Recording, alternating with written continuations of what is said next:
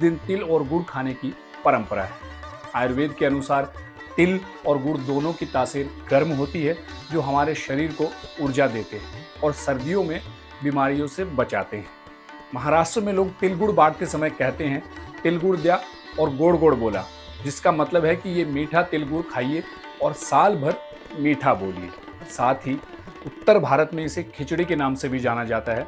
नए चावल और दाल की खिचड़ी बनाकर दान करना और खाना नए साल की फसल का उत्सव मनाने का तरीका है।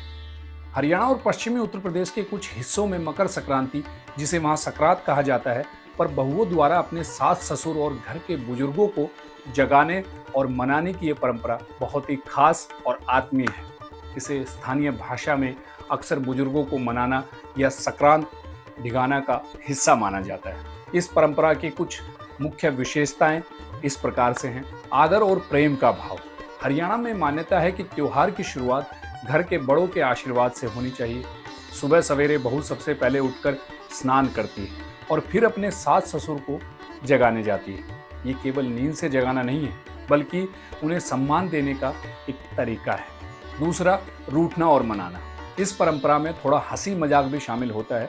कई बार घर के बुजुर्ग नकली नाराजगी दिखाते हैं या सोने का नाटक करते हैं। बहू को उन्हें मीठी बातों से मनुहार करके या किसी उपहार का वादा करके जगाना पड़ता है। ये सास बहू के रिश्ते की कड़वाहट को दूर कर मिठास घोलने का एक तरीका है।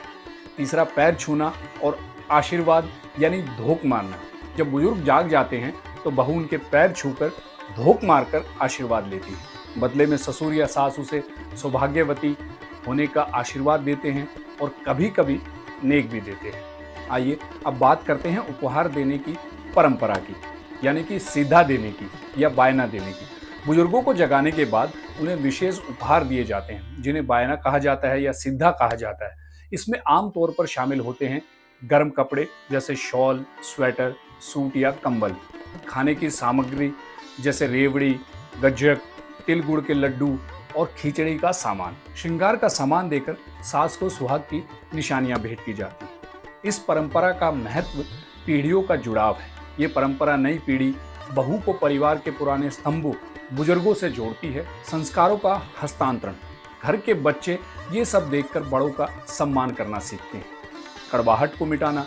साल भर की कोई भी अनबन इस दिन मनाने की रस्म के साथ खत्म हो जाती है। हरियाणा में तो ये भी कहा जाता है कि जिसकी बहू ने संक्रांत पर सास ससुर को राजी कर लिया, उसका पूरा साल सुख तक कटेगा। आइए अब बात करते हैं विविधता में एकता की, यानी ये